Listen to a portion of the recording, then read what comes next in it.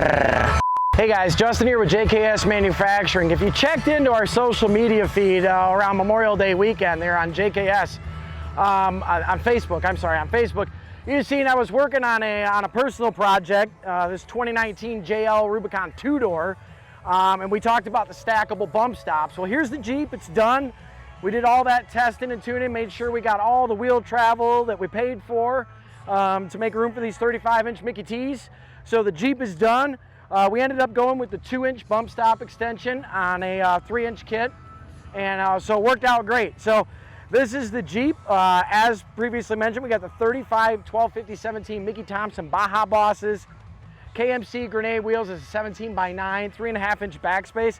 This is the 3-inch J-Konnect kit. So we've got fixed link lower control arms, obviously our adjustable track bar, sway bar quicker disconnects, dual rate coil springs, and of course Fox 2.0 shocks.